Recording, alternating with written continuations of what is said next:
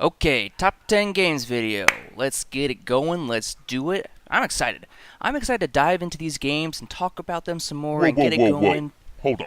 A top 10 list? Really? You know this has been done like a million different times by a million different people, right? What's gonna make your list any different from any one of theirs?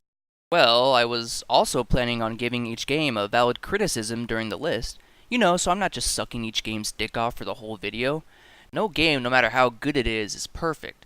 So I think pointing out a valid criticism of the game will maintain a balanced review of each game.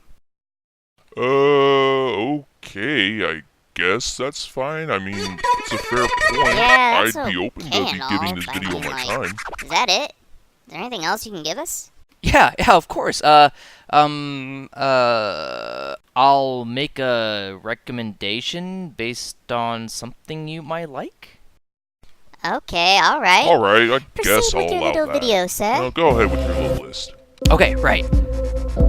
Thank you for your blessing.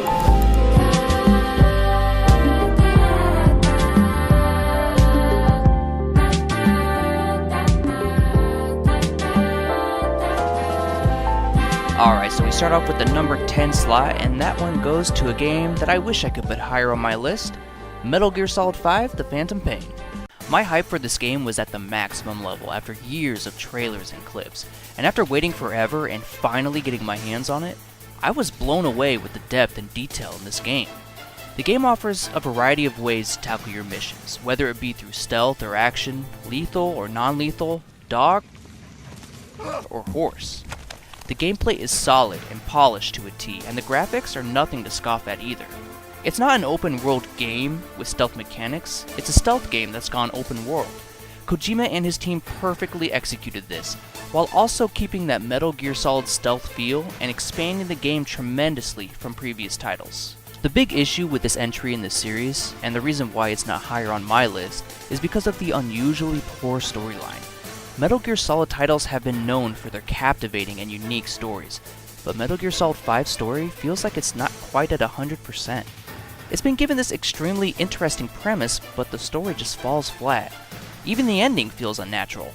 It may not be the best entry in the series, but Metal Gear Solid 5: The Phantom Pain is definitely worth a playthrough. You'll like this game if you enjoy kidnapping strangers and then beating the shit out of them after they join you.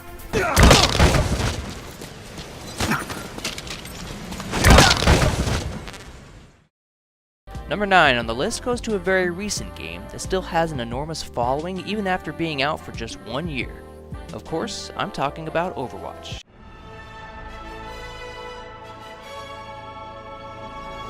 Oh, great, Overwatch. Wow, Oh, how original. shocker. Come on, man, the game's not even good. Shush, shush, shush. Hey, come on, buddy. Even though Overwatch is a recently released game, I have put hundreds of hours into it, and I plan to put in even more. What piqued my interest in this game was the art style and wide variety of characters that it has. And I know other games have done this sort of style before, but something about Overwatch was different to me. And that's why I like it. Characters' movements are so fun that each match feels unique, and that allows me to keep playing over and over again. Sure, I get tilted every now and again in this game, but that just makes me want to play more in order to figure out some way to overcome whatever tilted me.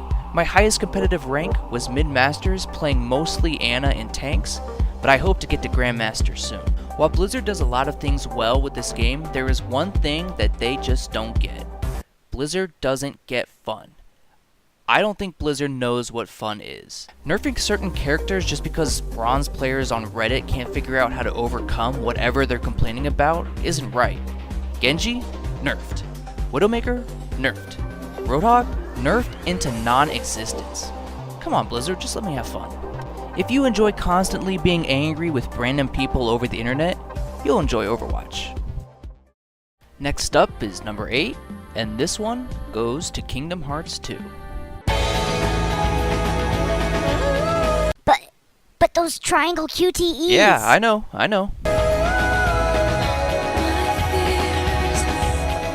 But the storyline, it just gets super weird and confusing. Yeah, it sure as hell does.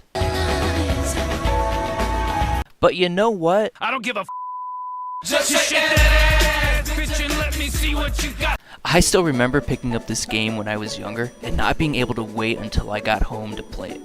Kingdom Hearts 1 was really good, but I feel like this game improves on it greatly. The gameplay just feels smoother and more action-packed. The boss fights are intense, especially the last one, and the drives are one of the coolest ideas added to the series. Plus, seeing more Disney worlds while also revisiting the ones I enjoyed from the previous game was just the best.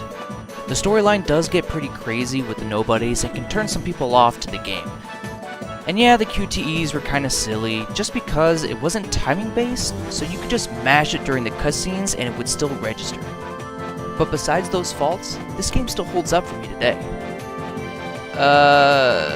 If you like K-pop, you'll enjoy this game, I guess. The number 7 slot on this list goes to...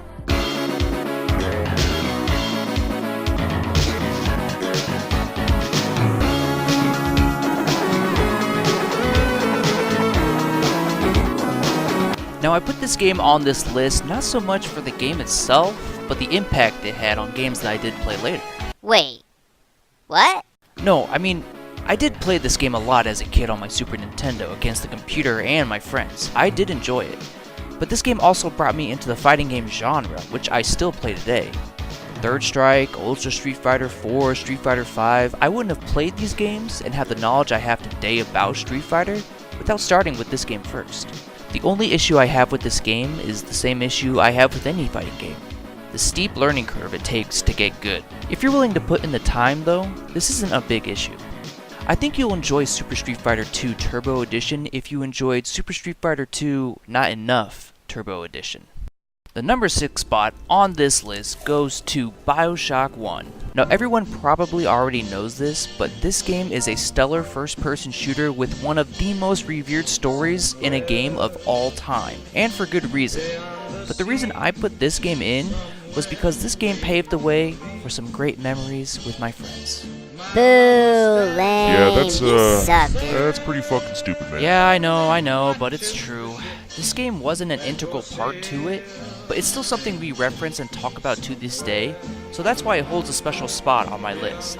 I would almost call it perfect if not for the most idiotic game mechanic ever in a game, the hacking minigames, where you have to turn the little tubes to get the liquid to go in the right slot.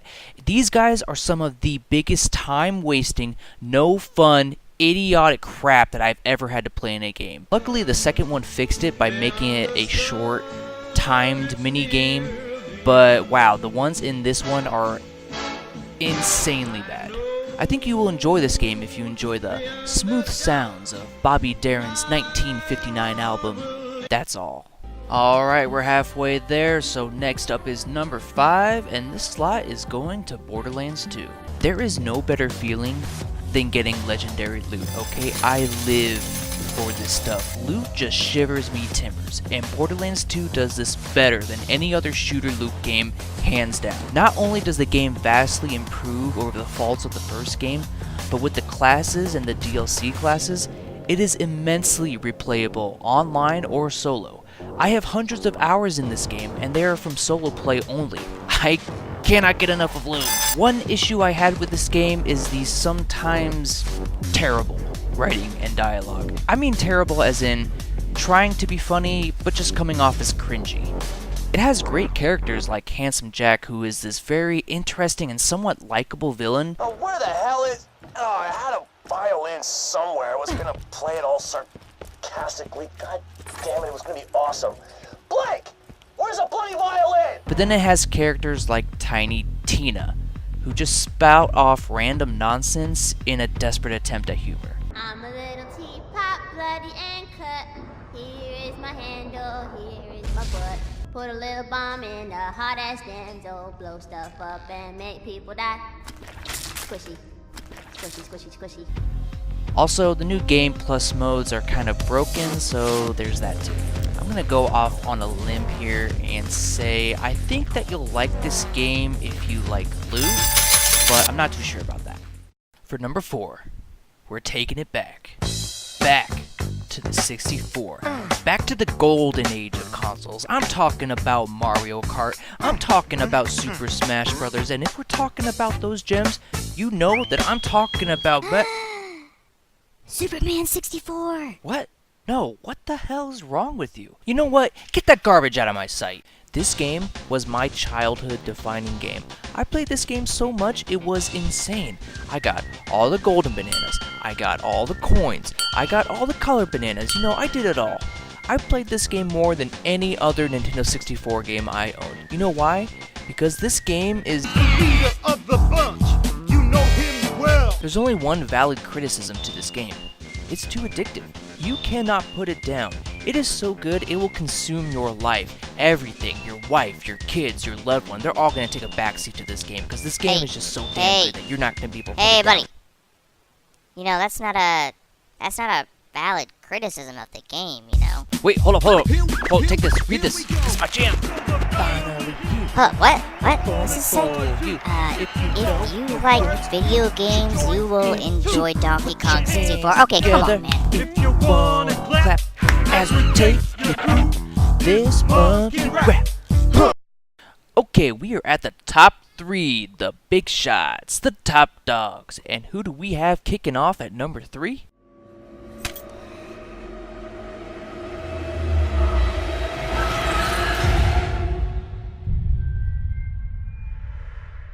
I have played every Dark Souls game and all of the DLCs, but Bloodborne beats them all for me. The creepy, almost Lovecraftian story is what separates this game over the other Souls entries, in my opinion. The combat is visceral and fast-paced. The bosses are some of the most challenging bosses I have ever faced, and the visuals are amazing. This game is a system seller. It's one of the best titles on the PlayStation 4, and I cannot recommend it highly enough to anyone looking for a challenge. Even though this game has excellent visuals, it also has pretty poor performance in certain parts, dropping to below 30 frames a second even in the PS4 Pro boost mode. And the game has bugged out on me multiple times, resulting in unexpected deaths. This is why I wish for a PC re-release that allows it to go to 60 or even 144 frames a second and fixes those bugs. If you like a challenge, you will definitely enjoy this game. This game will kick your ass, but winning has never felt so good.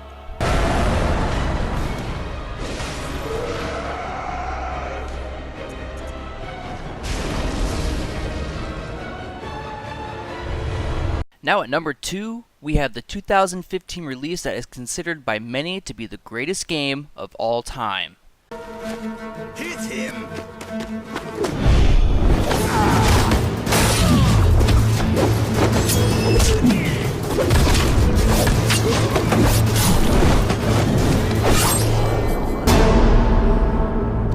Now I have never played Witcher 1. Wait a minute. What did you just say? Hold on, man. Hold on. No. Chill. You're Chill. not allowed to say that. No. Just let him finish. And I did not like The Witcher 2 at all. You son Hold of him down.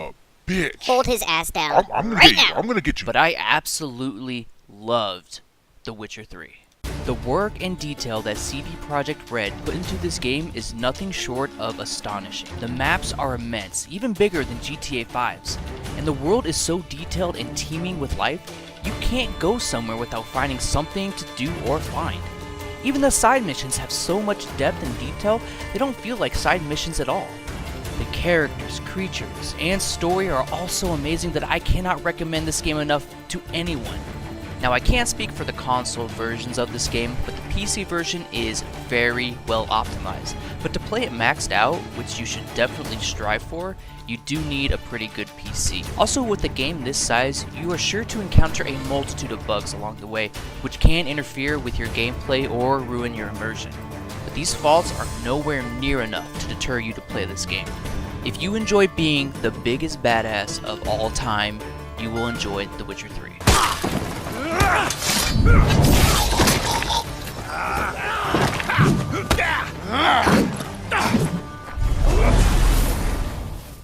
And now, the number 1 game on this list goes to...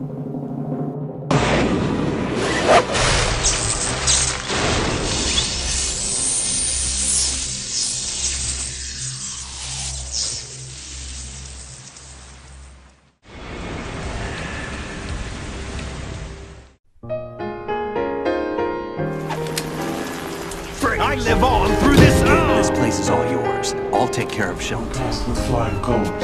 I've been waiting for you. Virus? That's right, modeled after Fox stuff. Are you alright? Infinite ammo. To be honest, when I first played through the series initially, I hated Metal Gear Solid 2. But after playing it again, and really paying attention to the story and details in the gameplay, I grew to enjoy this entry more than any other entry in the Metal Gear Solid series. It really polished the gameplay from Metal Gear Solid 1, which was solid, and built upon that. But this game also did something else. This game did something for me that no other one did. It made its story and message parallel to reality. The plot is incredibly detailed, way too detailed to describe in this video, but elements in the game like the S3 plan and censoring and filtering information like the Patriots wanted to do is something that parallels and commentates on real-world issues. The game somewhat broke the fourth wall and reached out to the player in order to communicate a message or an ideal. Raiden, turn the game console off right now. What did you say? The mission is a failure. Cut the power right now. What's wrong with you? Don't worry, it's a game. It's a game just like usual. You'll ruin your eyes playing so close to the TV. Which is why I love this game. The game definitely faults in some areas, such as having some of the least memorable boss fights in the entire series. The boss fights in this game were fun and actually required you to think, like fighting Fat Man with his bombs. But they weren't as memorable as some of the boss fights in Metal Gear Solid 1 and in Metal Gear Solid 3. If you enjoy stealth games and stories that are unique, albeit somewhat eccentric, I highly recommend the entire Metal Gear Solid franchise. But most of all, I recommend Metal Gear Solid 2 Sons of Liberty the most. Who am I really? No one quite knows who or what they are. The memories you have and the role you were assigned are burdens you had to carry. It doesn't matter if they were real or not. That's never the point.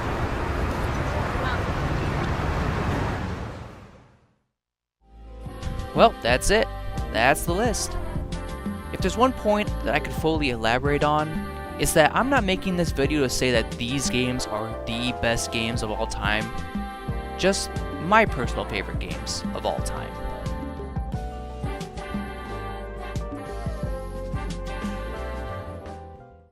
Except Donkey Kong 64, though. That one's a fact.